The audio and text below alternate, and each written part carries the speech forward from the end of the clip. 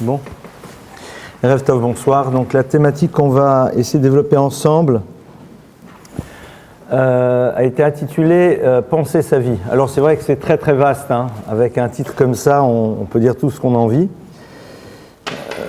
Initialement, mais au niveau du texto, ça passait pas, hein. Donc c'est pour ça que je l'ai fait autrement. C'était Penser sa vie pour ne pas penser sa vie, PAN. Donc voilà, vous avez l'intégrale du texte, du titre.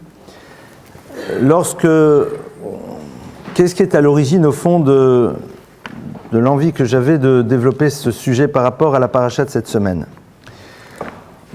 On aborde ici un texte qui est a priori très complexe, puisqu'on va nous relater à nouveau dans les détails tout ce qui a été mis en place pour pouvoir construire donc le Mishkan, le sanctuaire, le fameux sanctuaire dans le désert qui va préfigurer par la suite l'histoire du temple de Jérusalem.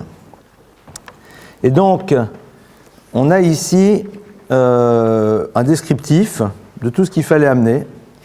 Et puis à un moment, le texte nous dit la chose suivante: Vayomer Moshe el Bnei Israël. Moshe parle aux enfants d'Israël, dit Re'u kara Hashem b'shem Betzalel ben Uri ben Hur le Matei Yehuda.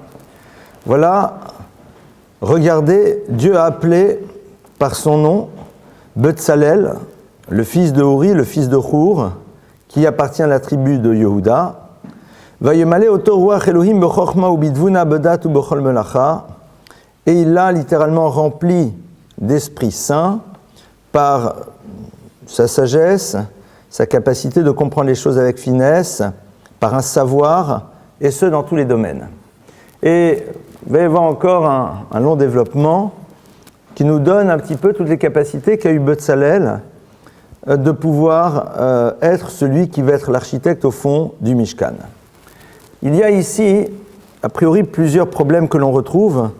Tout d'abord, pourquoi Betzalel, qui est ce personnage, qui est-il? Comment se fait-il que cet homme dont on ne connaît absolument pas l'existence, brusquement émerge et va avoir ici une place très particulière à l'intérieur de ce qui va être quand même un lieu central dans l'histoire du peuple juif, qui est le Mishkan. Et à son propos, la Gemara, les maîtres du Talmud nous disent qu'en vérité, Betzalel est âgé de 13 ans. Il est âgé de 13 ans au moment où on va lui confier cette mission extraordinaire d'être l'architecte qui va réussir à mettre en place tout ce Mishkan. Et la Gemara dans Brachot va nous dire la chose suivante. Je vais essayer de la voir directement dans le texte, si on la retrouve. La Gemara dans Brachot dit la chose suivante à propos de Betzalel. Hop là.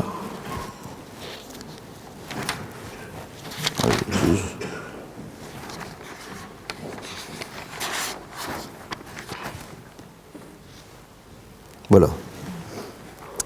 Alors, la Gemara nous dit que donc Betzalel, Amar Rabbi Shmuel, Amar Rabbi Yonatan, Betzalel al Shem Chochmato Nikra. Betzalel, son nom lui a été donné al Shem Chochmato, de par sa Chochma, de par la sagesse qui était la sienne. Et le texte va nous dire que donc il a eu en effet une sagesse particulière. La Gemara va nous expliquer pourquoi, c'est pas tellement le sujet. Et elle continue, elle nous dit Amar Rabbi Yochanan. Rabbi Yochanan dit En hakadosh baruch hu noten chochma el mi sheyesh bo chochma. Dieu ne donne véritablement la sagesse que pour celui qui possède déjà la sagesse. Chez Nehemar, comme il est marqué dans un verset, c'est un verset de Daniel, Yahev chochmat al hakimu muminad al yadebina. Dieu donne la sagesse à ceux qui sont déjà sages.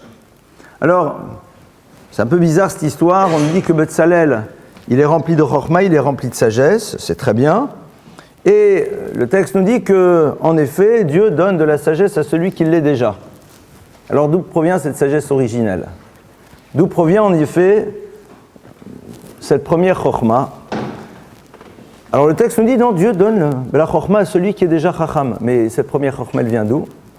Alors pour comprendre cela, il y a en effet un texte qui nous dit la chose suivante.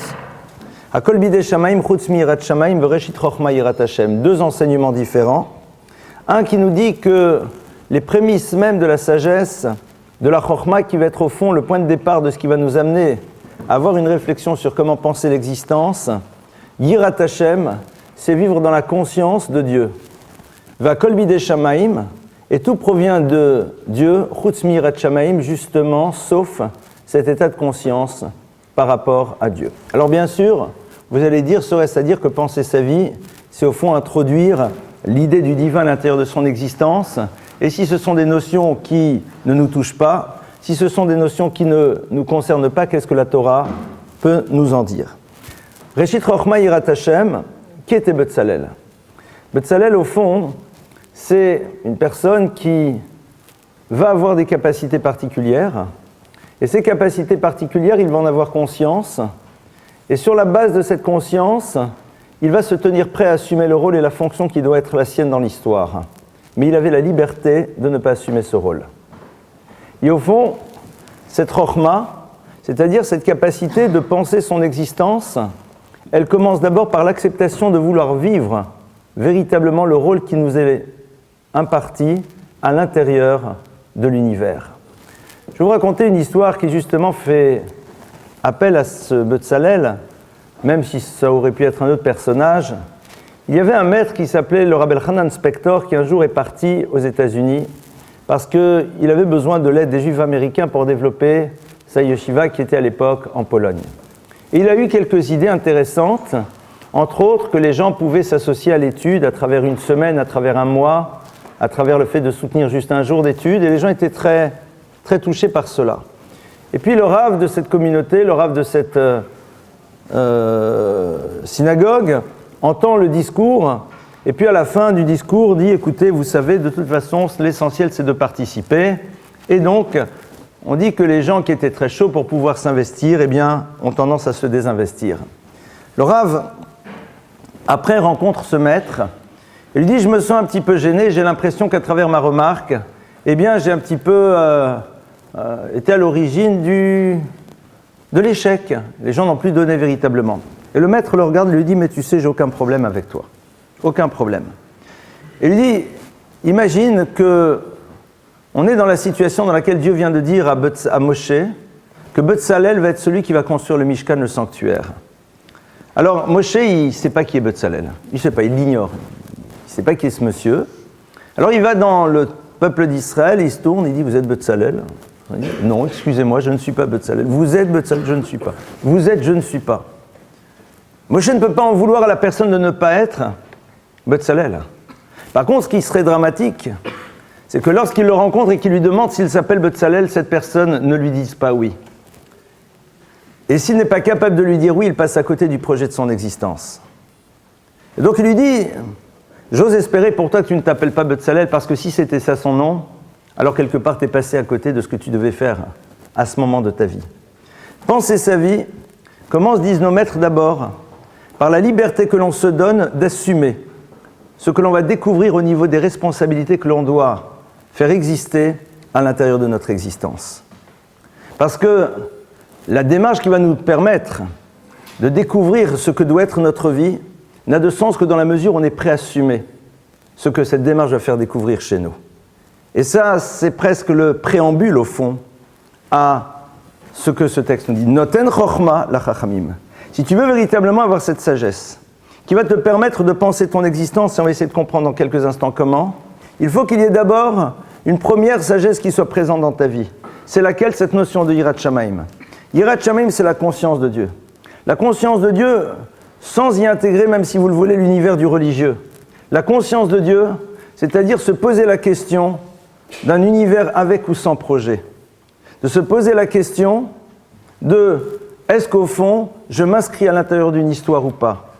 Parce que penser sa vie, c'est à l'intérieur d'une histoire. Sinon, c'est gérer sa vie. Et ce n'est pas la même chose. La gestion de l'existence, elle se fait en fonction des appétits que l'on se découvre et de l'organisation de notre quotidien pour pouvoir remplir au mieux nos appétits, qui sont soit liés à ce que nous sommes, soit à ce que la société qui est autour de nous a créé à l'intérieur de notre vie. La gestion, ça tout le monde est capable de faire. Gérer ma vie, tout le monde sait gérer sa vie. Penser sa vie, c'est une autre histoire. Lorsque la Torah nous dit « Noten chokhma la chachamim », il donne la chokhma aux chachamim, c'est-à-dire la chokhma, tu n'as de raison de la voir que dans la mesure où tu as cette première chokhma que toi seul tu peux décider d'installer, qui est cette notion de Yirat Shamayim, cette notion de conscience de Dieu qui nous fait aboutir à l'image, à l'idée du projet à l'intérieur duquel je me dois d'inscrire mon existence. Et donc, on ne gère plus sa vie. On se pose en permanence la question, est-ce que j'ai véritablement découvert quels sont les axes dans lesquels je vais pouvoir me développer, non pas par rapport à mon intérêt propre, mais par rapport à la responsabilité qui est la mienne à l'intérieur de l'existence. Et à partir de là, on a la chokhma. On a la chokhma, la sagesse, et vous savez que chokhma, j'ai traduit ça par ce terme un peu générique qui est sagesse. En vérité, le mot est beaucoup plus multiple. Alors si vous décomposez le mot chokhma, vous obtenez deux autres mots. Chokhma, c'est quoi? C'est koach ma. Koach, la force, ma, du pourquoi. Qu'est-ce que ça veut dire? Koach ma, la force du pourquoi. Penser sa vie, c'est être prêt d'abord à se poser la question du pourquoi des choses. Pourquoi? Pour une raison très simple. C'est que celui qui pose la question du pourquoi des choses, alors il est sage, parce qu'à travers sa question, il s'expose à une réponse. Et la réponse va être à l'origine d'un mouvement. L'absence de chokhma, c'est une forme d'acceptation des choses sans qu'il y ait ce questionnement du pourquoi. Mais si je me pose la question du pourquoi, et qu'à un moment j'arrive à trouver justement cet élément de réponse, alors il va falloir maintenant que j'en tienne compte dans la manière dont je vais construire et dont je vais avancer. Il y a une forme de prise de risque qui est présente à l'intérieur de la démarche de chokhma. Cette chokhma-là, elle n'existe que si le concept de la Yirat Shamayim est présent. Cette Yirat Shamayim qui me dit immanquablement, je me dois de découvrir quel doit être mon projet. Et donc pour cela, il va falloir que je me demande la question du pourquoi de ma particularité, du pourquoi de ma spécificité, du pourquoi de mes traumatismes, du pourquoi de l'univers dans lequel j'ai grandi, du pourquoi de la difficulté dans laquelle je suis maintenant, du pourquoi des qualités que je possède. Non pas dans une démarche psychanalytique qui va me dire mais qu'est-ce qui est à l'origine d'eux? Pourquoi je vis ça? Ça sert à quoi? Pourquoi? Pour en faire quoi? Comment ces éléments qui font partie de mon existence sont constitutifs à la réalisation d'un projet qui ne s'exprime pas juste à l'intérieur du cadre dans lequel je suis, mais à l'intérieur de quelque chose qui s'inscrit, j'ai presque envie de dire, dans la méta-histoire. Et c'est ça, au fond, ce que la Torah nous propose. Alors bien sûr, pour pouvoir mettre cela en place, il va falloir tout d'abord s'arrêter sur l'utilisation ou non que l'on va faire de notre esprit, des capacités intellectuelles qui sont les nôtres. Ça, c'est déjà la première question qu'on doit se poser. Et pour pouvoir réfléchir à ce sujet, il y a un texte de la Gemara dans Baba Batra qui est très intéressant. La Gemara dans Baba Batra, elle dit la chose suivante. Amar Rabbi Yochanan. Alors, Rabbi Yochanan nous dit la chose suivante. Maïdirtiv, qu'est-ce qu'il y a marqué dans le verset?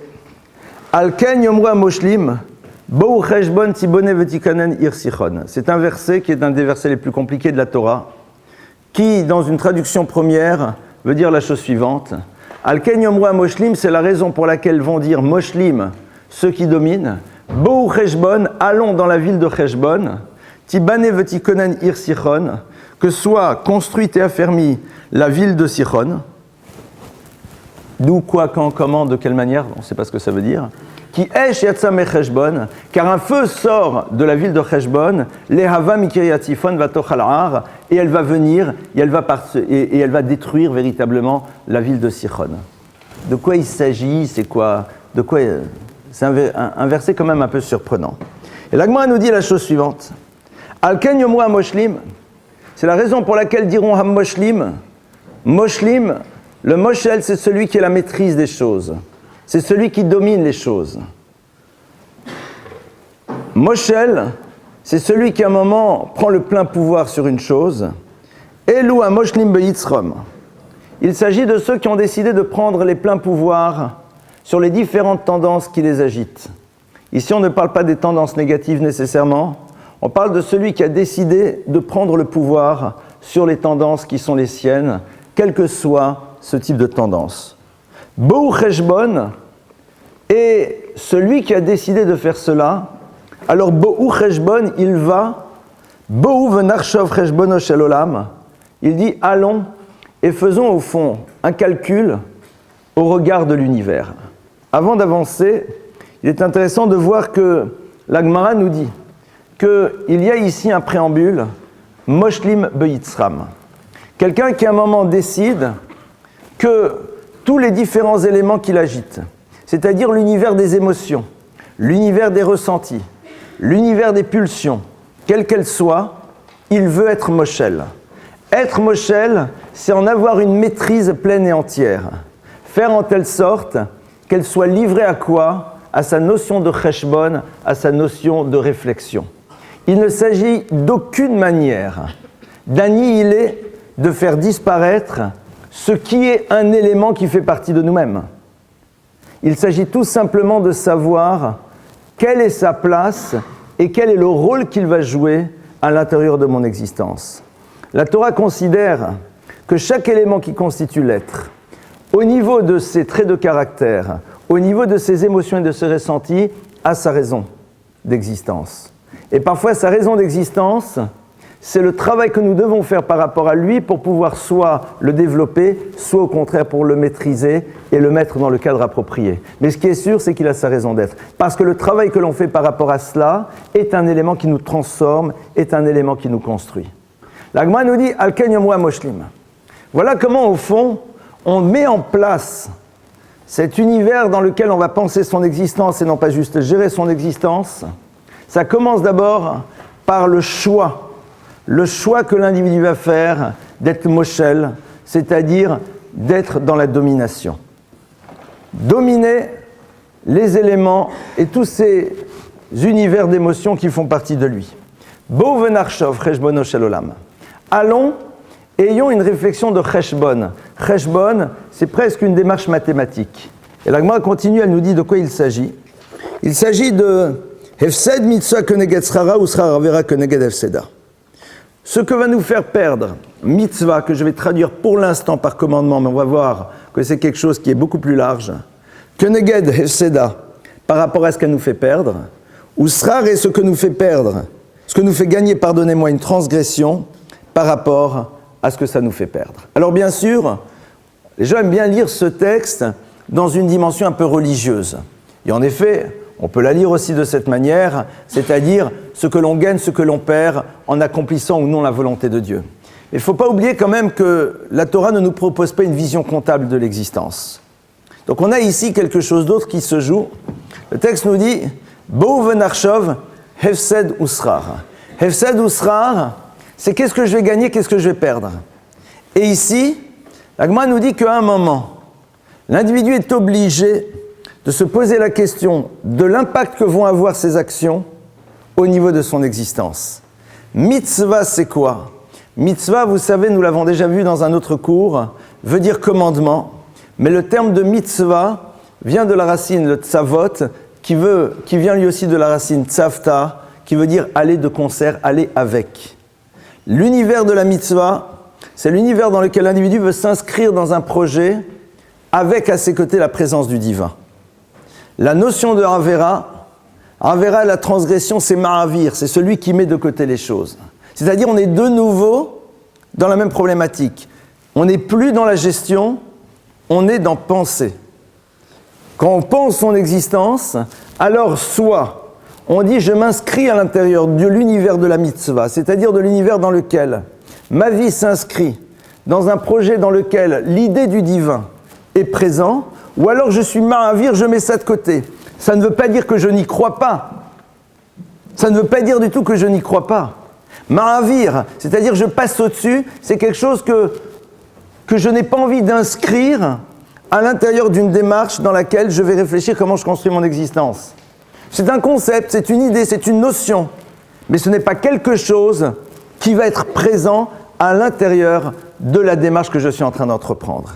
Et donc la Gemara nous dit, tu as deux manières de voir les choses. Srar mitzvah, que neged hefseda.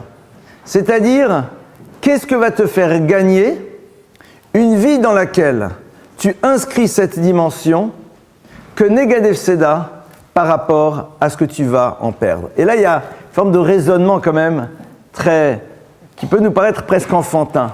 C'est-à-dire au fond, mais qu'est-ce que tu perds à penser ta vie à l'intérieur d'un projet dans lequel il y a du sens? Explique-moi. Qu'est-ce que tu perds? Que Negad Hefseda. Explique-moi ce que tu peux perdre là-dedans. Ce que tu peux perdre, c'est une certaine forme de légèreté dans laquelle tu ne penses pas à la dimension impliquante de tes actions. C'est vrai. C'est-à-dire cette légèreté dans laquelle, dans notre vie, on ne s'inscrit que dans le regard vis-à-vis de nous-mêmes, et on ne pense pas à la dimension impliquante de nos mouvements, alors c'est vrai que ça, tu le perds. Parce que tout simplement, tu sais que ton acte, quel qu'il soit, rentre dans le cadre de quelque chose que tu es en train de construire. Et c'est vrai qu'il est quand même beaucoup plus simple de ne voir ces actions que comme étant un moment ponctuel qui peut éventuellement avoir des impacts techniques sur les environnements dans lesquels je me trouve, et puis ça s'arrête ici. Srar, c'est quoi? C'est qu'est-ce que ça te fait gagner? Et en effet, penser sa vie, c'est un moment réfléchir au fond. Quel est l'intérêt pour l'individu de voir sa vie s'inscrire dans un univers de projet? Qu'est-ce que ça m'apporte? Et on peut faire presque un raisonnement par l'absurde. Quand je constate ce qu'est une vie dans laquelle je ne mets pas cela, qu'est-ce que véritablement je suis en train de vivre? Et il faut se poser la question, chacun d'entre nous. Seconde partie, qu'est-ce que te fait gagner la transgression? Et en effet, les maîtres ici du Talmud n'ont aucun problème. Il est évident que mettre de côté cette idée-là te fait gagner quelque chose. Cette forme de légèreté, ce quotidien qui est comme une forme de carpe diem permanent, dans lequel ce qui va être important, c'est ce que j'ai décidé qui était important par rapport à mon bien-être. Et donc, je vais me remettre de nouveau au centre. Et puis, au fond, c'est amplement suffisant. Ça, c'est en effet cette notion de cheshbon. C'est-à-dire que le calcul, il doit se poser sur ce point-là. Bou cheshbon. Quel est au fond l'avantage que l'on a, à un moment, d'inscrire une vie dans laquelle il y a la notion de mitzvah, c'est-à-dire l'univers dans lequel j'inscris la présence du divin à l'intérieur de mon existence ou pas? Pose-toi la question. Et va même plus loin. Et qu'est-ce que tu perds au fond de vivre une vie dans laquelle tu donnes du sens? Qu'est-ce que tu perds de créer un quotidien dans lequel, eh bien, tu te poses non pas comme étant juste un élément parmi tant d'autres, mais comme quelqu'un qui a une place, qui a une responsabilité et qui doit agir. Explique-moi ce que tu perds. Penser sa vie, c'est ne pas avoir peur de s'exposer à cela. C'est de ne pas avoir peur à un moment de se poser ce type de questions et d'avoir la réponse la plus honnête qui soit par rapport à nous-mêmes. À partir de là, on va essayer d'aller un tout petit peu plus loin.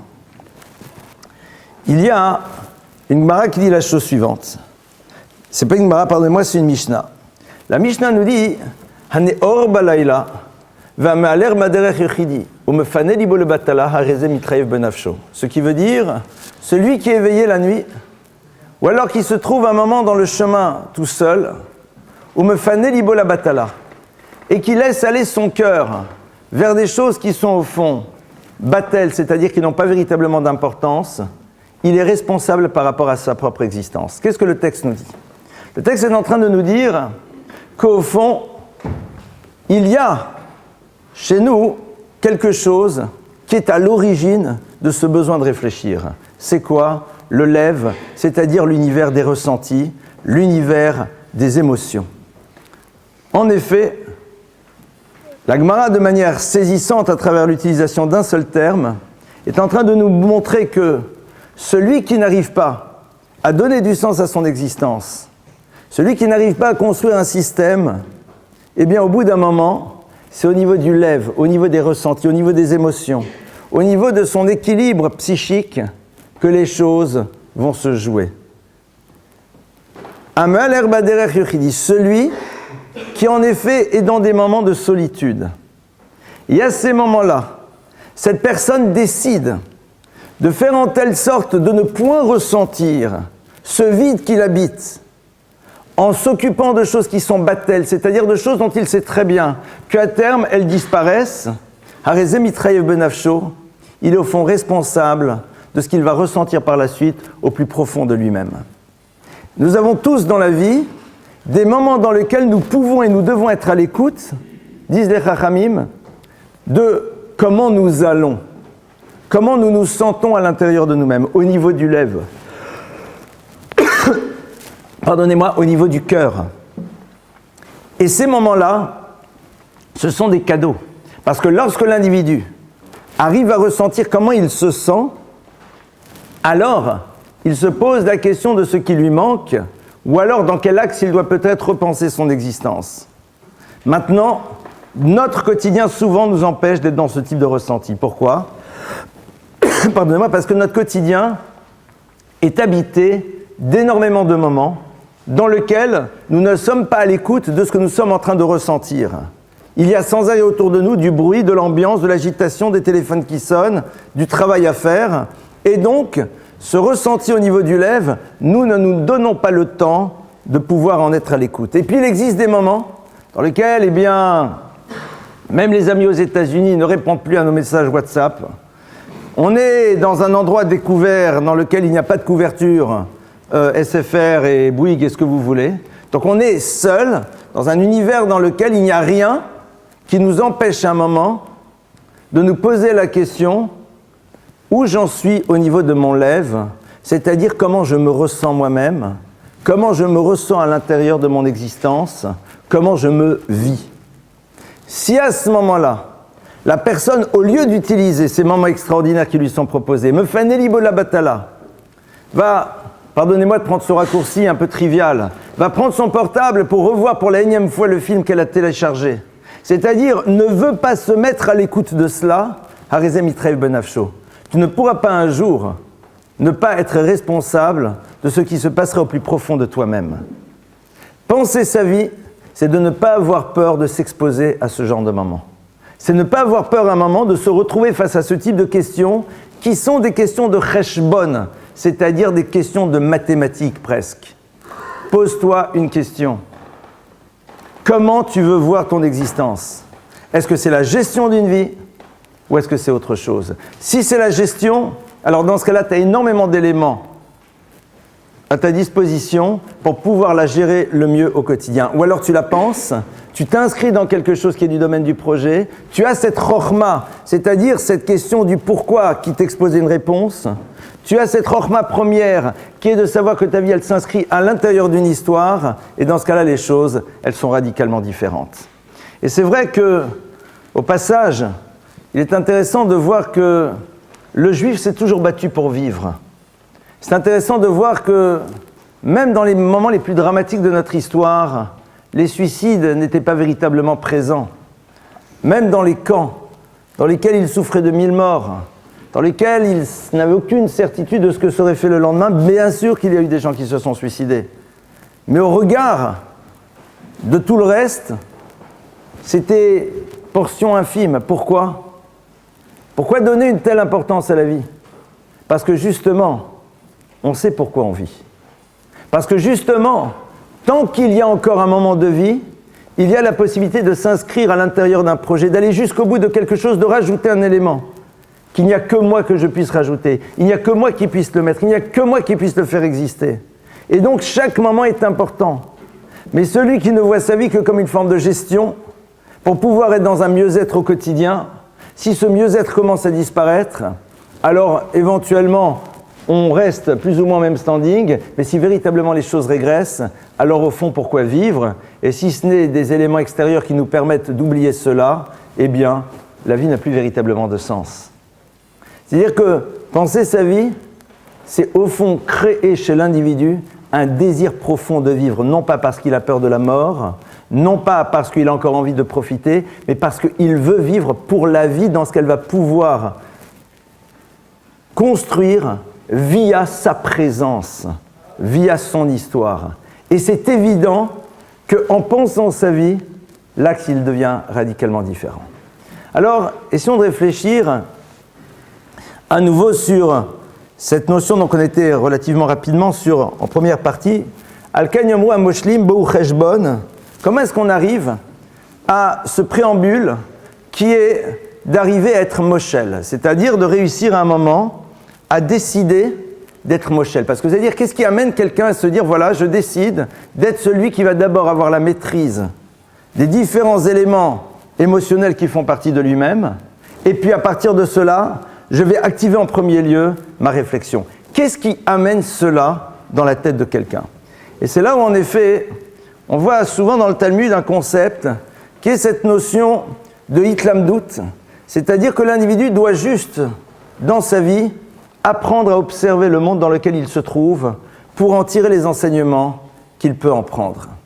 Cette notion de hitlamdout, c'est quelque chose que nos parents sont censés nous transmettre, qui eux-mêmes ont reçu de leurs parents, et qui, au fond, fait partie, j'ai envie de dire, de la base même de toute la transmission dans l'univers. C'est quoi la hitlamdout?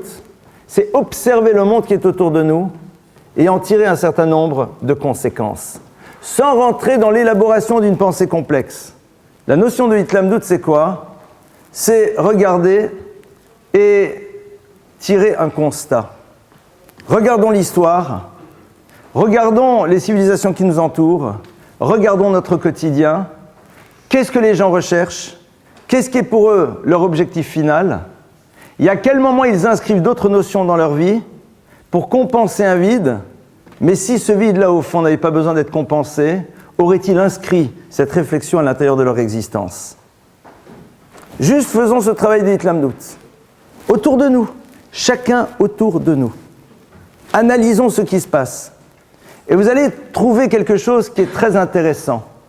C'est une forme de focale, voire même d'hyperfocalisation, sur des choses qui, si on était confrontés au problème de la vie et de la mort, nous sembleraient être des détails. Alors pourquoi ils deviennent importants? Parce que ces notions ne sont pas présentes de manière permanente dans notre esprit. On a parfois des focales sur énormément de petites disputes, de petits détails, de problèmes de nourriture, des problèmes de couleur, des problèmes de ce que vous voulez. Si à ce moment-là, on était confronté à un problème de vie et de mort, on relativiserait totalement ces notions et on irait vers où? Vers l'essentiel. Alors qu'est-ce qui fait qu'on n'arrive pas à faire ce travail, que les gens qui sont autour de nous n'arrivent pas à faire ce travail? C'est parce que justement, au quotidien, ils ne sont pas dans cette réflexion, mais c'est où l'essentiel et où se situe l'accessoire. Bou Cheshbon. Allons ayant une réflexion de Cheshbon. Est-ce qu'au fond c'est si important que cela? Est-ce qu'au fond c'est si fondamental? Qu'est-ce que ça change à ma vie? Si l'objectif de ma vie c'est d'être dans une forme de mieux-être permanent, à travers ce que j'ai, ce que je possède, et ce qui me donne du plaisir, alors oui, c'est important. Si ma vie, c'est juste une gestion, alors je veux que la gestion m'amène les meilleurs résultats par rapport à mes critères, qui sont souvent au passage totalement subjectifs, ou ceux que la société m'a proposés. Alors oui, ça devient important. Ça, c'est quand tu gères ton existence.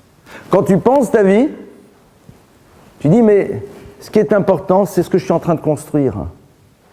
Le fait qu'à midi, on m'ait servi tel ou tel plat, le fait que je me suis mis dans tel ou tel endroit, qu'est-ce que ça change? Rien. Par rapport à cette notion-là, ça ne change rien. Imaginez, vous êtes en train de tenter de redescendre d'une paroi dans laquelle vous êtes en mauvaise posture. Et la personne vous dit, tu veux que je te passe, tu as besoin de manger quelque chose? Alors vous dites, oui, oui. Il dit, bon, alors je te donne quoi? Une Golden, une Granny Smith ou alors une... Donne, mon frère, c'est pas le sujet. J'ai besoin de nutriments, c'est pas le problème. C'est pas le sujet. Pourquoi? Parce qu'il y a quelque chose de beaucoup plus fondamental qui se joue. Ah, mais d'habitude, tu préfères. Mais comment ça se fait que d'habitude, je préfère? Parce que d'habitude, justement, je ne me vois pas sur cette pente. D'habitude, je ne me vois pas comme étant en train de gravir quelque chose. C'est seulement quand la vie me fait prendre conscience de cela que brusquement, je le réalise. Et c'est ça, au fond, celui qui pense sa vie, à chaque moment de celle-ci, il sait qu'il est en train de gravir quelque chose, il sait qu'il est en train de construire quelque chose, il sait qu'il est en train de découvrir d'autres potentiels qui font partie de lui-même pour aller dans le sens d'un projet. Il sait qu'il mobilise toute son énergie et sa réflexion pour savoir s'il est en permanence dans le bon axe, s'il produit le mieux de ce qu'il peut apporter, il y a à la fois au monde et à la fois aux univers qui sont autour de lui, et en même temps à lui-même parce qu'il a besoin de son équilibre. Alors après, les détails, c'est pas ça où les choses se jouent. Alors la Gemara nous dit, voilà, il faut être mitlamed, il faut sortir et observer. Dans un monde dans lequel c'est la focalisation sur l'accessoire qui va être l'élément essentiel de nos conversations. Un monde dans lequel on se pose des questions sur des choses qui, de toute façon, quelles qu'elles soient, ne changeront pas grand-chose à notre vie. Il y a notre projet. Ça veut dire que quelque part, il n'y a pas de projet. Ça veut dire que quelque part, il n'y a pas de pensée. On est juste dans la gestion. Et comme il y a gestion, alors je préfère une pomme golden plutôt qu'une Granny Smith ou le contraire. Ça, c'est arriver à être mitlamed. Le mitlamed, c'est celui qui décide de se mettre en distance. C'est celui qui, à un moment, fait le choix de se dire, mais est-ce que le monde qui est autour de moi est un monde qui est en train de m'apprendre, non pas juste des leçons par rapport à la vie, mais à travers sa manière d'être, m'amener à me questionner si c'est véritablement ça que j'attends de l'existence. Est-ce que c'est véritablement ça que j'ai envie de mettre en place? Est-ce que c'est pour cela, au fond, que l'on m'a donné tous ces éléments qui sont présents? Et après, on rentre dans des réflexions qui peuvent être aussi parfois, je vais vous donner un exemple que je pense j'ai dû donner une fois dans un cours, qui va vous paraître un peu gros sabot, mais c'est pas grave, hein. Je le raconte à nouveau, c'est l'exemple de la voiture, de la grosse berline.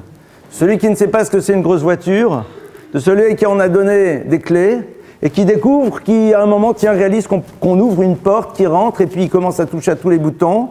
Vous savez, c'est ces voitures modernes dans lesquelles vous n'avez même pas besoin de mettre la clé dedans, tout s'allume si on l'a dans la poche. Et puis à un moment, il découvre que voilà, il y a une climatisation, il y a un réglage des sièges automatiques, il y a un bar, il y a des DVD, il y a de la musique, c'est top quoi. Et donc il est là heureux comme un roi.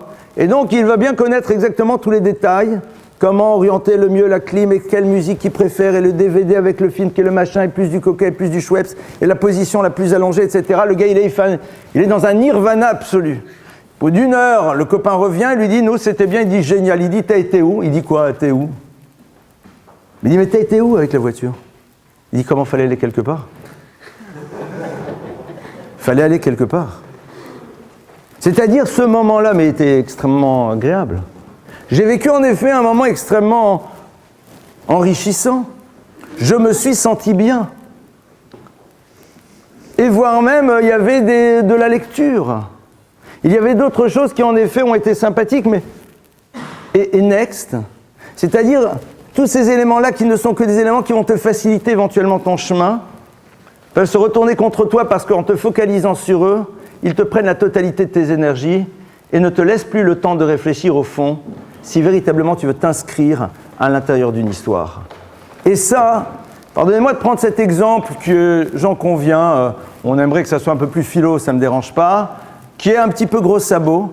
Et vous savez, les Chachamim ont parfois utilisé justement l'univers de l'exemple, de celui qui nous parle au quotidien, pour pouvoir peut-être nous amener à réfléchir sur des choses que l'on ne voit plus à l'intérieur de notre quotidien, justement. Cette notion de Hitlamdout, elle va nous amener aussi à réfléchir sur l'utilisation que les gens font des éléments qui ont été mis à leur disposition et réaliser que la plupart du temps, le travail que l'on va effectuer par la suite sur nous-mêmes, eh bien on ne le voit que comme étant une nécessité technique pour pouvoir mieux vivre son quotidien. Penser sa vie pour la Torah, c'est ne pas voir dans le travail que l'on va devoir faire par rapport à soi quelque chose qui est nécessaire pour pouvoir mieux gérer un quotidien, mais comme étant un élément en tant que tel, comme étant quelque chose qui fait partie aussi de notre projet d'existence. Et ce n'est pas ce que cela va générer dans l'univers de nos relations qui va être fondamental. Vous savez, c'est intéressant de constater que souvent quand les gens commencent à mettre en place une démarche dans leur vie, c'est la plupart du temps parce que les événements les obligent à, parce que sinon ils géreront moins bien leur vie. Et dès le moment où ce n'est plus nécessaire, alors pourquoi le faire ? Je vais le dire, c'est peut-être pas très gentil, donc on ne va pas en faire une règle générale. Vous savez, c'est un petit peu ce concept des caprices de diva. C'est-à-dire qu'il semblerait qu'il y ait certains personnages qui, au regard de ce qu'ils sont, de ce qu'ils représentent, de la place qu'ils ont et du fait que tout le monde les accepte comme ils sont parce que c'est tellement valorisant d'être à leur côté, eh bien ces personnages-là, quelle nécessité il y a pour eux de travailler sur les différents traits de caractère qui sont les leurs. Au contraire, ils sont un petit peu leur spécificité, ils sont un petit peu leur particularité, ils sont les éléments à travers lesquels on les identifie. Donc au contraire, il faut les garder. La violence de l'un, le cynisme de l'autre, et autres qualités du même type. Penser sa vie, c'est quelle que soit la place que l'on occupe, quels que soient les éléments de vie qui nous obligent à faire un travail sur nous ou pas, décider qu'il y a lieu en effet de nous parfaire, parce qu'en étant dans ces dimensions de nous parfaire, eh bien on sait qu'on inscrit quelque chose dans l'univers, qui ne sera pas du tout du domaine du visible dans l'immédiat, mais qui participe en effet à l'histoire de cette humanité.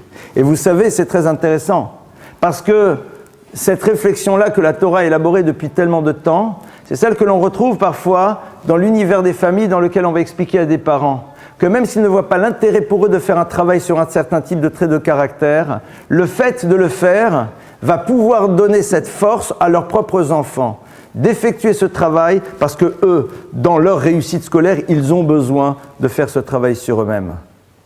C'est-à-dire qu'on voit même parfois, de manière plus rapide, l'impact que va avoir ce travail que l'on va opérer par rapport à des éléments dans lesquels on ne verra pas nécessairement d'impact immédiat.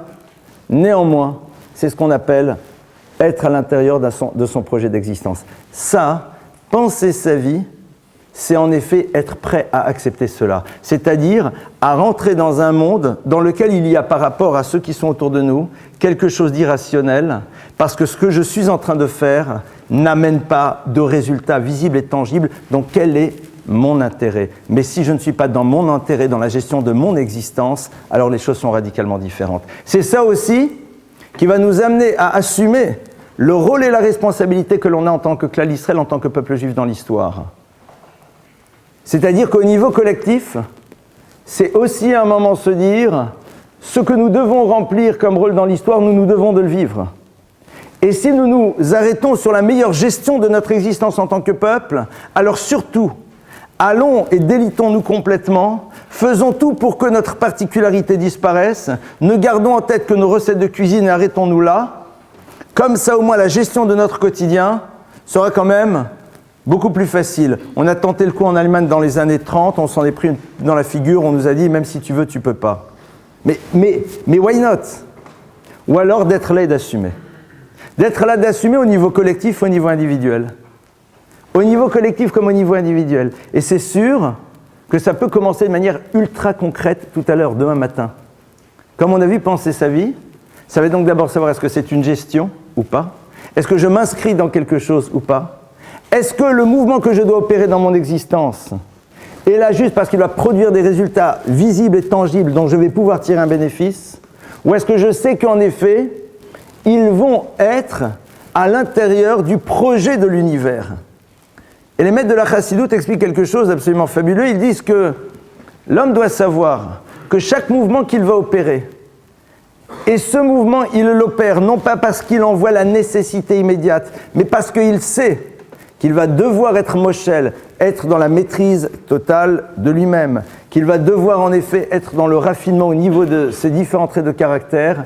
Ces mouvements-là développent dans l'univers les énergies qui vont permettre à d'autres de pouvoir à leur tour entreprendre ce travail. C'est-à-dire qu'au-delà de sa vie, c'est la vie de l'autre qui dépend aussi de ma propre démarche. Et c'est ce que l'on appelle l'univers de la harvout, c'est-à-dire l'univers de la co-responsabilité. La co-responsabilité, c'est pas juste se rappeler que quand un juif s'amuse à escroquer un tiers, alors à ce moment-là, le juif devienne les juifs. Ce n'est pas juste se rappeler que quand on est dans un hôtel et que l'on sort de cet hôtel en ayant fait un balagan absolu, eh bien les prochains clients qui auront le même look que le nôtre ne pourront pas venir parce que tout simplement on aura laissé les traces de mauvais souvenirs. C'est bien sûr ça, mais c'est aussi à l'intérieur de cette démarche personnelle que l'on va commencer à mettre en place, dont on sait qu'elle va avoir un retentissement par rapport à un tiers. Même si ce n'est pas visible, mais néanmoins cet impact aura lieu. On peut décider en effet de ne pas penser sa vie. Ce qui est intéressant, c'est de voir, on a commencé ce cours avec l'univers de Betzalel. Betzalel, on a vu, c'est un enfant de 13 ans. C'est un enfant de 13 ans, et on dit que Betzalel, eh bien, il était celui qui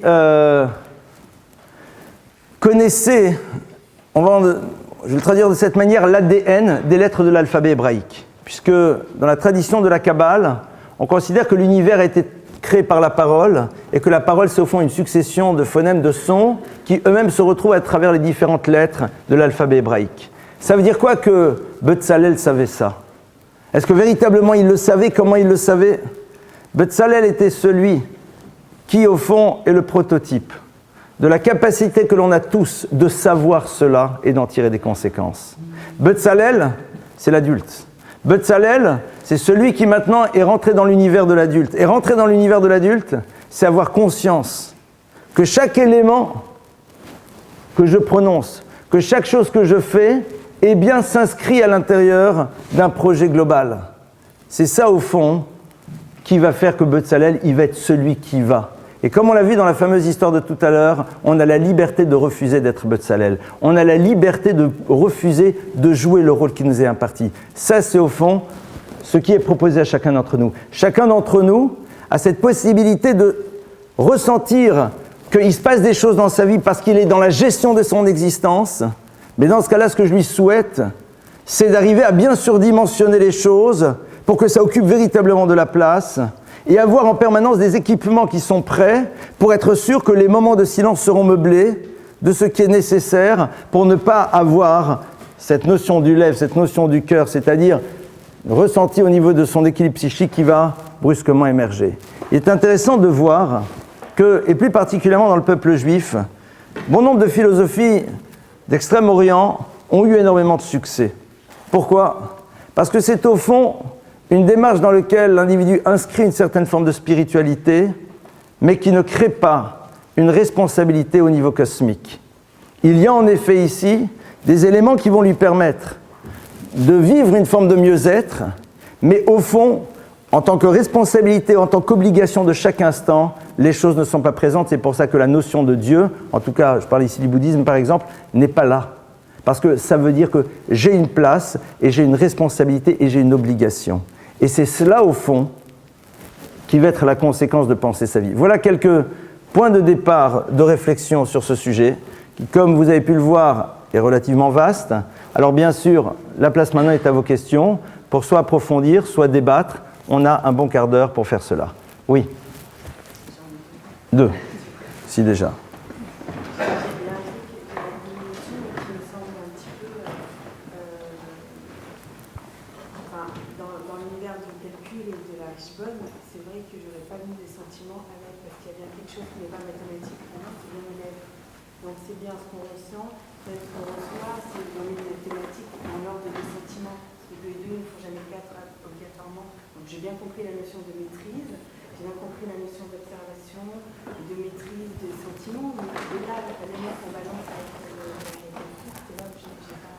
Alors, c'est vrai que j'étais rapidement sur ce point, je vais essayer de mieux développer. La place que vont occuper l'univers des sentiments, des ressentis, des émotions qui font partie de notre vie. C'est-à-dire on ne peut pas à un moment les mettre de côté, c'est pas possible. Et l'univers du cheshbon, l'univers du calcul. On a dit « Alken yomu amoshlim, elu moshlim beyitzram ». Ceux qui ont décidé à un moment d'être dans la maîtrise de tout ce qui est l'univers des émotions. Être dans la maîtrise, c'est ne pas laisser à l'univers des émotions la force d'être le point de départ d'un mouvement. Les émotions, elles font partie de nous-mêmes. J'ai envie de dire que, vous savez, c'est un petit peu ce que l'on a vu un jour dans un autre cours sur le rapport qu'il y a entre le beau et le vrai. Le rapport entre l'esthétique et l'univers de l'intellect. On avait vu que pour la Torah, en tout cas, l'univers de l'esthétique et du beau est là pour donner au vrai une dimension plus ample, plus large. C'est-à-dire que ça s'inscrit par rapport à une démarche qui prend son origine à l'intérieur d'une réflexion. Le point de départ va d'abord commencer sur ce cheshbon, sur cette réflexion. Et une fois qu'on a élaboré la direction, une fois que l'on sait où on veut être et surtout où on ne veut pas être, alors à l'intérieur de cette vie que l'on met en place, là en effet, l'univers des émotions a lieu d'être présent. Mais, et c'est là où c'est intéressant de voir que si on décide d'être moshel, ce ne sont pas des émotions parfois ou des modes de fonctionnement au niveau de nos traits de caractère négatifs qui vont être à l'origine des choses. Parce que là, tu vois, en tout cas ce que j'ai entendu dans l'univers des émotions, tu as parlé des belles émotions. Mais moi j'inclus là-dedans, comme les textes nous disent, la totalité de ce qui est du domaine du non filtré par l'intellect au moment où ça s'exprime. C'est-à-dire les ressentis de colère, les ressentis de violence, les désirs de pouvoir, l'envie de se faire exister et toutes ces choses-là. Quand le cheshbon est là, alors il est celui qui dit « attention ». Qu'est-ce qui est à l'origine de ton mouvement? Pourquoi tu as envie de faire ça? Pourquoi tu as envie de réagir? Bien sûr, ça ne se passe pas du jour au lendemain, c'est un travail de vie. Ce travail de vie, il est aussi par rapport à ces points qui peuvent, à un moment, nous faire prendre des directions qui sont complètement bouleversantes, et après, nous ne serons malheureusement que dans des sessions de septembre permanentes. C'est-à-dire, on va utiliser après notre intelligence pour être dans une forme de rattrapage d'un mouvement qui a été initié par l'absence de cette réflexion. Et même si elle était là, on ne l'a pas laissée, elle, à un moment, dire stop. Qu'est-ce qui décide? Ah, comment est-ce qu'on y arrive? C'est ce qu'on a vu à la fin du cours, cette nécessité de faire du travail sur soi. Parce que la personne va dire « mes colères m'ont amené à prendre des mauvaises décisions ». Donc là, maintenant, on n'est plus que dans la gestion de ce qui s'est mal passé. La Torah te dit, tu n'attends pas de voir la conséquence des choses pour commencer à faire un travail. Pourquoi? Parce que la découverte des éléments qui te constituent, c'est déjà quelque chose qui fait partie de ton projet d'existence. Et à la fois par le bénéfice que tu vas en retirer à ton niveau, et en même temps, de par le fait que dans l'énergie que tu développes, tu vas aider d'autres à imaginer qu'eux aussi peuvent faire les choses. Mais si je suis dans une gestion, je me dis, je ne vois pas au jour d'aujourd'hui en quoi mes colères ou d'autres choses ont généré des dimensions négatives dans ma vie, voire même, j'en vois l'intérêt. Quand je me mets en colère, tout le monde m'écoute, donc c'est génial, et c'est ça le drame, c'est que ça marche, et c'est terrible. Parce que le jour où ça ne marche pas, ben, tout le système s'écroule. Le jour où le rapport de force n'est plus à mon avantage, c'est terminé. Alors, la Torah te dit, n'attends pas. N'attends pas. Pourquoi? Parce que justement, cette notion de penser sa vie, c'est se dire, je m'inscris dans le projet, je me dis, mais au fond, est-ce que les choses ont du sens? Dans ce cas-là, pourquoi je dispose de cette capacité de me mettre en colère? Elle sert à quoi? Et je n'en vois pas encore pour l'instant les effets négatifs. Sa présence est là pour pouvoir m'obliger à faire un travail par rapport à moi-même qui ne va pas avoir juste des retentissements parce que là où je suis, eh bien, je risque d'être comme une forme de sémaphore qui, en faisant ce travail sur lui, va illuminer d'autres et leur permettra à eux d'entreprendre ce travail qu'ils ont besoin d'entreprendre véritablement parce que dans leur cas, s'ils ne le font pas, ça peut être dramatique. Et c'est ça, cette notion donc de harvout, c'est-à-dire de cette notion d'inter-responsabilité qui se joue à l'intérieur de l'histoire du clan d'Israël. Oui? Une, deux, allez-y. De quelle manière on peut faire ce travail sur soi? Est-ce qu'on peut le faire soi-même ou est-ce qu'il faut se faire aider? De quelle manière on peut procéder? Bon, alors. Entrer dans cette réflexion qui m'a l'air un peu difficile, justement. Comment est-ce qu'on élabore ce travail sur soi? Comment est-ce qu'on fait pour le mettre en place? D'abord, on a vu, c'est un positionnement. C'est tout le problème du positionnement qu'on doit décider d'avoir à un moment. C'est-à-dire, pour redire les choses, est-ce qu'on est dans une gestion d'existence ou est-ce qu'on est dans l'univers de penser son existence? Et rappelons-nous que la plupart du temps, les gens sont dans une problématique de gestion. Et observez, c'est très intéressant. Le travail sur soi, alors je peux vous faire un coup de pub. Vous avez qu'à acheter mon livre, Les 4 coupes de lait, dans lequel je développe beaucoup cette notion qui, en vérité, provient de l'enseignement d'un maître qui s'appelle Rav Wolbe, qui consacre en effet des pages et des pages et des pages à ce travail sur soi. Comment est-ce qu'on le met en place? Je vais vous donner juste un truc. Ce truc, c'est tout simplement d'abord d'être prêt à accepter de vivre ce que le verset des prophètes nous dit, Shiftecha betoch mirma, d'accepter de découvrir que nous sommes parfois installés à l'intérieur de notre mensonge et de ne pas avoir peur de découvrir un certain nombre de parties sombres de nous-mêmes. Pour cela, il y a un préambule. Ce préambule, c'est d'abord être prêt à s'aimer. S'aimer, c'est-à-dire d'abord découvrir toutes les belles dimensions qui font partie de nous. Et à partir de là, voir dans ce qui fait partie des éléments difficiles de nous-mêmes, une proposition de grandeur. N'oubliez jamais que la découverte de ce qui ne va pas chez nous, c'est un moment de bonheur, parce qu'au fond, c'est une proposition de grandeur, et c'est en même temps quelque chose qui rentre à l'intérieur d'un projet de vie.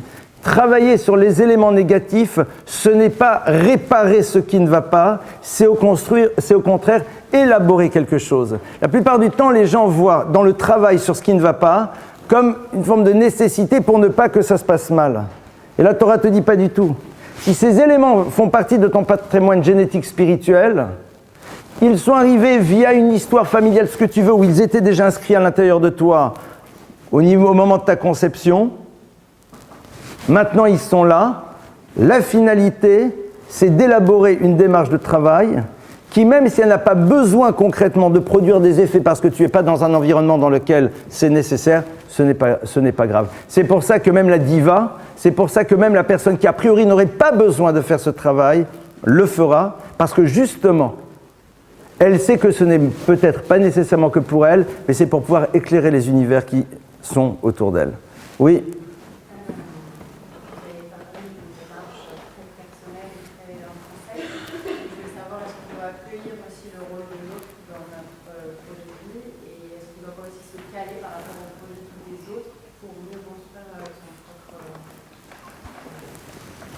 Il y a un très beau livre d'un maître qui s'appelle Rav Yosef Dov Soloveitchik qui s'appelle Le croyant solitaire.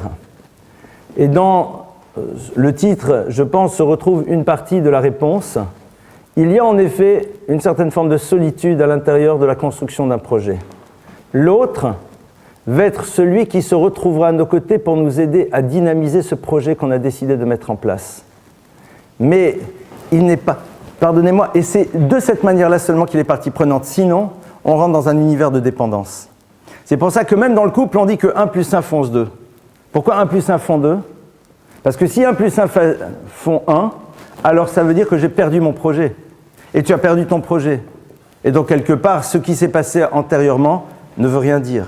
La Torah dit 1 plus 1 font 2, et je trouve que les deux, ça s'appelle aussi un couple. Un instant. Les deux font un couple qui lui-même a un projet en tant que tel.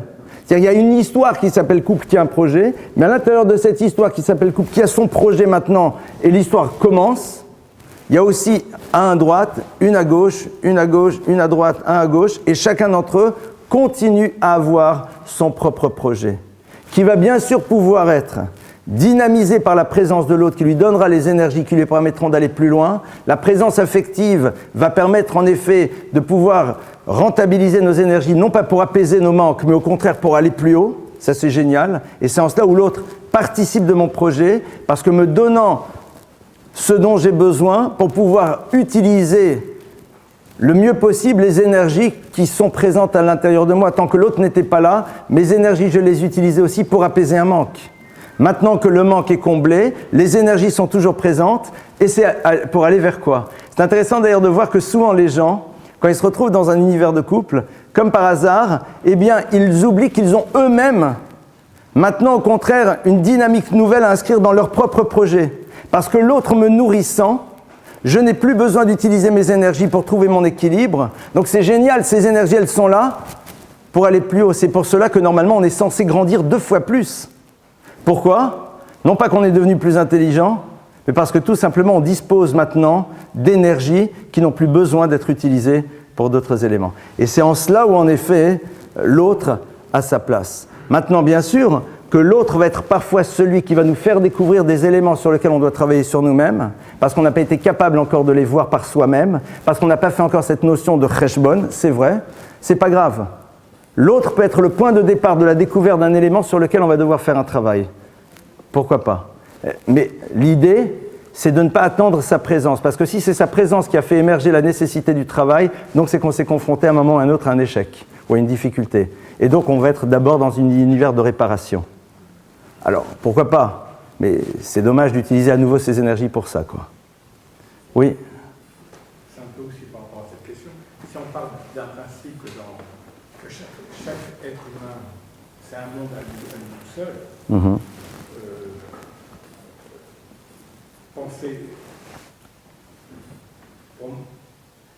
la pensée, pour moi, vous parliez de la pensée mathématique, mais justement, la vraie pensée mathématique, c'est justement même des démonstrations mathématiques. Même si tu as tort, tu peux dire peut-être que tu as raison, et réciproquement. Complètement. On est d'accord. Et moi, je trouve la vraie question qui a été posée, pour moi, c'est par rapport à Jonas. C'est-à-dire ? Pour moi, qui est laïque, de quel droit, et je crois peut-être je me trompe, de quel droit j'aurais, peut-être, pourquoi pas, la mission que je suis chargé de dire quelque chose aux autres ?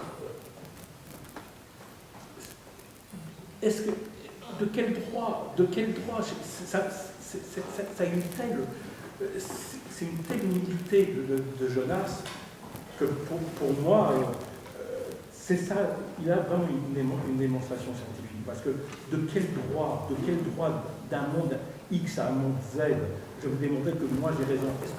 Est-ce que pour un J'entends. Est-ce qu'il peut comprendre, peut-être 2 minutes ou même moi en tant qu'analyste, qu'on peut avoir tort, c'est ça? D'accord, j'entends votre question, j'entends. Alors, vous citez en effet l'histoire de Jonas, qui est une histoire en effet très intéressante. Je rappelle très rapidement pour celles et ceux qui ne connaissent pas, Jonas, c'est le prophète à qui on dit tu vas aller chez la ville de Ninive et tu vas leur dire qu'ils sont dans l'erreur. Et Jonas dit j'y vais pas, d'accord? Je ne veux pas y aller. Résultat, Jonas se retrouve dans le ventre de la baleine et s'y retrouve quand même et va quand même prophétiser et la ville va changer. Alors derrière ça, vous posez l'idée que, au fond, la grandeur de Jonas, c'est de dire qui suis-je pour? Et ce qu'il croit être une forme d'humilité est l'expression, au fond, du lâche. C'est-à-dire de celui, c'est comme ça que la Torah le propose, vous avez le droit d'avoir une autre lecture, hein. Je ne dis pas, moi, j'ai raison et vous avez tort. Je vous dis quelle est la lecture que la Torah a. La Torah dit c'est une forme de lâcheté. C'est-à-dire à partir du moment où tu as cette possibilité d'être dans une parole qui va pouvoir impacter l'autre, l'autre est libre de l'entendre ou pas. C'est en cela où l'autre va montrer qui il est. Mais toi, tu n'as pas cette possibilité de ne pas dire, parce que sinon, on va, vous savez, jusqu'à où? Qui suis-je pour m'opposer à tous les fascismes? Qui suis-je pour m'opposer à telle et telle idée que la société est en train de proclamer? Au nom de quoi? Et là, vous avez une idée qui est capitale que Rav Dessler donne. Rav Dessler dit que chaque homme arrive et il dispose à l'intérieur de lui de ce qu'on appelle Regesh Moussari, c'est-à-dire une sensibilité éthique. Et cette sensibilité éthique nous amène à savoir ce qui est au fond juste et ce qui ne l'est pas. Non pas dans le sens justice, mais dans le sens justesse. Et quand l'homme accepte d'être à l'écoute de la sensibilité éthique qui est sienne et qui fait de lui sa dimension unique et particulière, alors il se donne cette liberté de dire les choses. C'est ce que Abraham a fait. Abraham, tout le monde croit qu'Abraham a inventé le monothéisme. C'est faux. Abraham n'a pas inventé le monothéisme. Abraham n'a pas eu peur de venir et de dire « Ton idole, explique-moi pourquoi elle fonctionne ». Abraham s'est dit « Si j'ai cette capacité d'avoir le courage à un moment de poser la question à l'autre, pourquoi je ne le ferai pas ? Pourquoi je ne me donne pas cette liberté de remettre l'autre face à lui-même et de lui dire « Si au fond ta vie m'est importante, je ne peux pas imaginer un moment que tu puisses la poursuivre sans que tu te sois se poser cette question. Est-ce que tu te donneras une réponse? Est-ce que tu me donneras une réponse? C'est ton problème. Mais moi, j'ai l'obligation de... » Et vous savez, et je conclus juste là-dessus, c'est le même principe que dans l'univers de l'éducation. Au nom de quoi je me donne la liberté de dire à mon enfant? Je me donne la liberté de dire à mon enfant parce que je suis son parent. Et je ne veux pas qu'un jour il puisse me dire « Pourquoi tu ne m'as pas dit ?» Mais il fera ce qu'il veut avec ma parole, parce que c'est ça sa liberté. Et toute l'idée justement, c'est que la relation que nous avons avec lui l'amène à être à l'écoute d'une parole qui ne se sent pas obligée de vivre de par la manière dont j'aurais construit la relation, mais justement parce qu'il se sent libre et il fait avec ce qu'il veut. Au passage, c'est tout l'enjeu de la transmission. L'enjeu dans la transmission, c'est être capable de se sentir ce principe de responsabilité de partager avec l'autre, sans créer une relation qui oblige l'autre à être à l'écoute de ma parole parce que sinon il se sentirait coupable. Et l'échec de la transmission, c'est quand la parole a été obligatoirement entendue parce que sinon derrière il y avait un sentiment de culpabilité. Et le jour où on se débarrasse de la culpabilité, ces choses-là s'arrêtent. Voilà un petit peu comment ça se joue. Oui. Est-ce que vous pouvez saisir qu'on peut avoir tort? Mais j'espère bien. C'est ça. Mais j'ose espérer. C'est ça le problème. Mais j'ose espérer. C'est incroyable. Mais toute l'histoire, mais je suis complètement d'accord avec vous, toute l'histoire du peuple juif, c'est se dire en permanence, et qui me dit que? Mais la seule différence, c'est que comme on a dit tout à l'heure, Chochma, c'est poser une question, mais la poser à celui qui peut vous proposer une réponse, parce que si je ne la pose pas à celui qui peut me proposer une réponse, ma question n'est plus une question, c'est une justification, voire même un prétexte. Être prêt à se confronter à une question qui peut amener une réponse, c'est tout simplement se confronter à celui qui peut peut-être maintenant m'apporter la réponse, dans un sens comme dans un autre. Et c'est là où, en effet, on voit qui on est. Est-ce qu'on est prêt à prendre le risque? Parce que souvent, vous savez, on pose des questions, mais on ne les pose jamais à ceux qui peuvent donner les réponses, et donc c'est plus des questions, c'est des prétextes. C'est le grand classique. Moi, j'adore ça. Ouais, j'ai demandé à un religieux, il ne savait pas. Quand tu as un problème, que tu as mal à la tête, tu vas chez un secouriste ou tu vas chez un médecin bac+12? Tu vas chez un médecin, mon frère, d'accord. Alors, va t'adresser au spécialiste. Pose la question à celui qui connaît. Quand tu as un problème dans une intégrale en maths, tu vas demander à qui? À celui qui est en seconde? Non. Parce que lui, il ne comprendra même pas de ta question. Tu vas la poser à celui qui sait. Et même celui qui ne connaît rien du tout, je prends le philosophe, Oui. Je pense à Platon, Oui. lorsqu'il prend l'esclave, Oui. il démontre que l'esclave, il connaît beaucoup de choses. Mais j'espère bien qu'il connaît des choses, l'esclave, sinon ça serait dramatique. En fin de compte, celui qui prend, je m'explique très mal, c'est-à-dire que l'objectif, celui qui transmet le flambeau, il doit être capable de faire découvrir à celui qui n'est pas là. Entre l'enseignant et l'élève, la frontière est tellement fine que... Alors, les Chachamim vous répondent de deux manières à cette question. Ils disent d'abord Veyoter ou mitalmida yoter mikulam, comme vous le dites parfaitement. J'ai beaucoup appris de mes maîtres, mais ce sont de mes élèves que j'ai appris le plus, parce que c'est la question de l'élève qui m'oblige à reposer ce que je crois être parfois des certitudes, mais que je dois moi-même reprouver. Par contre, et non pas réprouver, reprouver, pour les psychanalystes. Maintenant, deuxième élément, en effet, peut-être j'ai tort, c'est une Mishnah. La Mishnah me donne l'injection, elle me dit « Dam achetachiv la pikoros », ce qui veut dire « sache ce que tu répondras au apikoros ». L'apikoros, c'est, on va le traduire de manière très globale, l'athée, l'athée militant. Il y a d'autres traductions plus faciles. Pourquoi je veux savoir ? Les Chachamim nous disent, tu n'as pas besoin de rentrer en conflit avec lui. L'idée, ce n'est pas de créer des débats. On peut en créer. Alors pourquoi tu dois connaître ce que tu lui répondras ? Le terme de da, ici, dalet aïn, ce sont les mêmes lettres que le mot aed, qui veut dire témoin, un témoin. Témoigne-toi de la justesse de ta démarche en étant prêt à imaginer la question de celui qui ne croit pas comme toi et d'élaborer ta propre réponse. Ça, c'est tout ce qu'on nous demande de faire. C'est-à-dire de revirginiser notre pensée et de nous confronter aux choses en disant « et qui me dit que ?» Mais ne pas avoir peur d'arriver à des conclusions, c'est tout.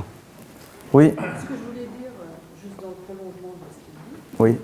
Allez-y. C'est que la religion, de toute façon, elle rejoint un peu la philosophie. Les questions que l'on se pose dans ce cadre, si on peut dire religieux, on peut se les poser aussi dans un cadre philosophique. Alors, que ce soit en tant que laïc ou en tant que religieux, on peut se poser des... Mais je n'aime pas du tout le laïc et le religieux. Moi, je ne sais pas ce que ça veut dire. Moi, je connais des individus qui s'inscrivent à l'intérieur de certaines démarches ou pas. Donc après, les étiquettes, c'est ce qui a fait de plus de mal aux sociétés, parce qu'on rentre dans des sociétés de tiroirs. Laïc, religieux, je ne sais pas ce que ça veut dire. Donc je pense qu'on n'a même pas besoin de rentrer avec ces mots-là, ce n'est pas nécessaire. Ce que l'individu se pose comme question, et les présupposés qui sont les siens, et les questions qui souvent passent à travers le prisme de sa subjectivité qui elle-même souvent été nourrie de son passé. Ce qui est encore un autre sujet encore. Oui, quelle est votre question ? Si on part du postulat que vous avez raison, pour résumer... Vous avez bien raison. Enfin, quelqu'un qui me rassure. Non, juste pour résumer, pour voir si j'ai bien compris tout ce que vous avez dit depuis tout à l'heure, en fait, finalement, il faut se décrocher un peu du côté matériel de la vie et réfléchir à ce pourquoi on est là et finalement ne pas se laisser guider par nos émotions. Alors, c'est un des éléments que j'ai mis en place, en effet, vous le résumez parfaitement bien. À un moment, se poser, mais ce que j'ai essayé de voir, c'est comment est-ce qu'on arrive à ça et comment les Chachamim nous demandent d'arriver à cela.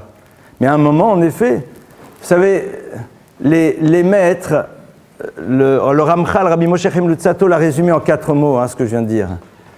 Enfin, un peu plus que 4 mots, mais une phrase. Yosod achasitut v'shoresh avodat mima sheitbarer v'itamet etzel adam achovato ba'olamo. C'est les premiers mots de son texte.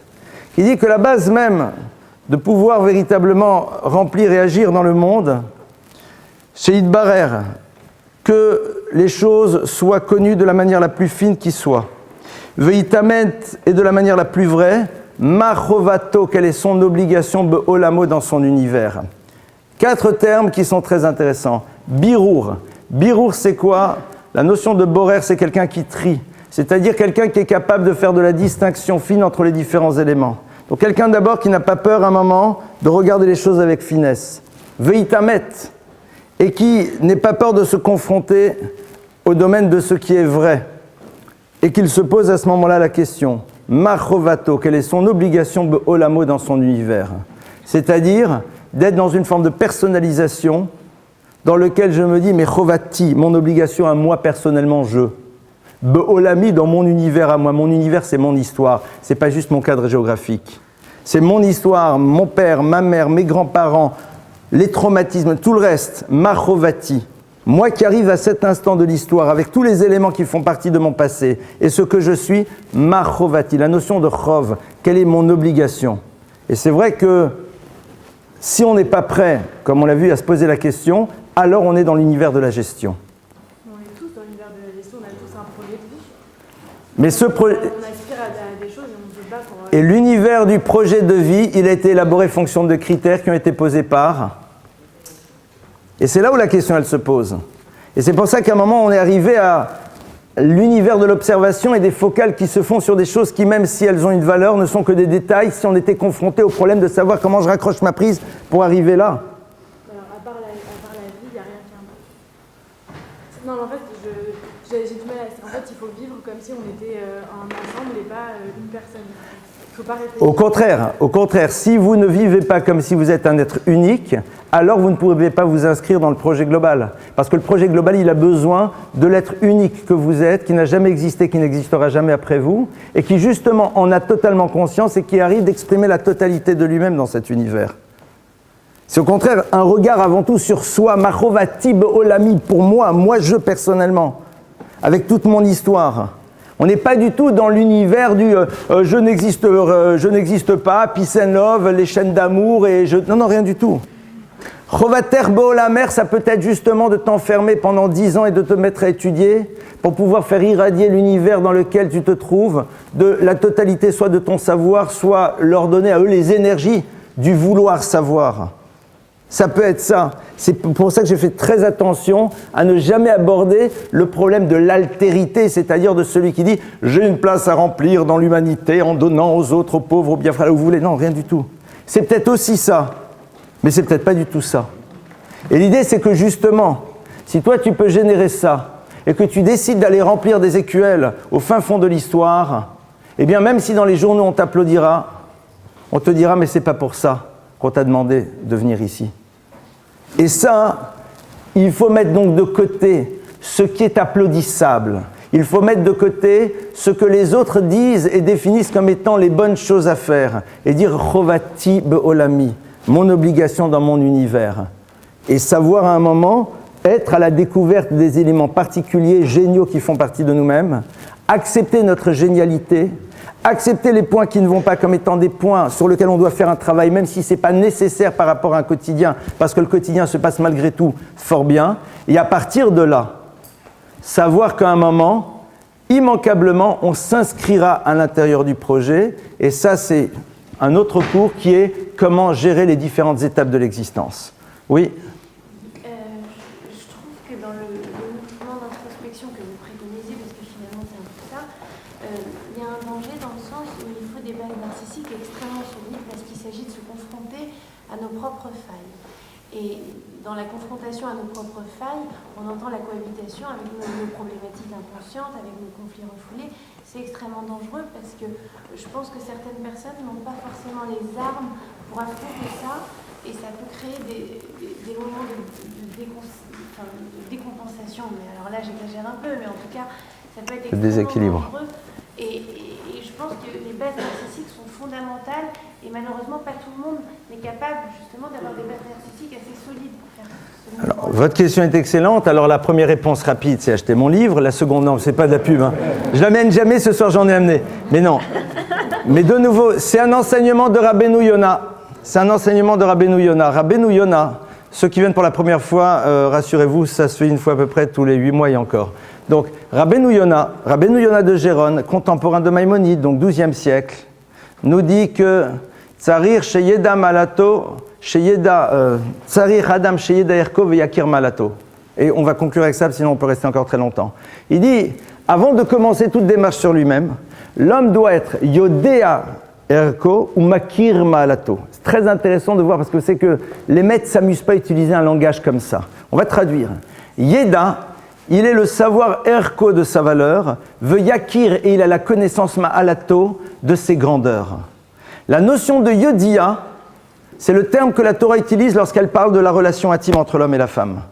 Lorsqu'on parle de la relation intime entre l'homme et la femme, alors on parle de yodia. Vayeda, il a connu. Et pas parce que la Torah veut utiliser des termes plus fleuris, non, non. Parce que la connaissance, dans l'essence même de ce qu'est l'autre, c'est-à-dire dans l'univers dans lequel le dialogue des corps, des âmes et des cœurs sont présents, c'est seulement à ce moment-là qu'elle existe. Chez Yeda Erko, première chose, avoir ce savoir intime que l'on a une valeur en tant que tel parce que je m'appelle un être humain. J'ai une valeur, je ne suis pas un animal. Je ne suis pas un animal, clair. L'animal, sa tête, elle est dans le prolongement de son corps, elle est dans le prolongement de ses organes de reproduction, elle est dans le prolongement de là où il défèque. Tout est au même niveau, voire même la tête parfois elle est un peu en dessous. Chez l'homme, c'est pas comme ça. Ça, c'est en haut. Le reste suit. Première chose, chez Yeda Erko, être profondément convaincu qu'on a une valeur en tant que tel, en tant qu'être qui s'appelle un être humain fait à l'image de Dieu. Et deuxièmement, veut yakir, et qu'il ait le savoir, ça c'est le savoir technique, ma'alato de ses qualités. C'est-à-dire qu'après il soit capable, comme vous l'avez dit, de développer des bases narcissiques, dans lequel d'abord, mais je suis un être humain fait à l'image d'Hachem. Mais attends, je ne suis pas n'importe qui. Et en plus, moi personnellement, je possède des ma'alot, des qualités particulières. Le problème, c'est que comme malheureusement on n'étudie pas la Torah, alors on oublie que la Torah me dit que tu n'as pas le droit de commencer à connaître ce qui ne va pas pour pouvoir faire un travail sur toi, tant que tu n'as pas d'abord fait ce travail. Mais c'est ce que Rabbeinu Yonah nous dit. Rabbeinu Yonah nous dit que d'abord tu dois être capable de t'applaudir par rapport au savoir que tu as de tes potentiels positifs, d'être rassuré sur le fait que tu es un être extrêmement élevé, et après dans la découverte des éléments sur lesquels tu vas devoir faire un travail. C'est évident. Sinon, ça ne sert à rien parce que la découverte des éléments positifs ne sera qu'une forme de rattrapage permanent qui nous permettra de nous sentir moins mal au regard des découvertes de ce qui ne va pas chez nous. Et ça, c'est dramatique. Au fond, je ne suis pas si pire que ça parce que d'un autre côté, je suis sympa. Non.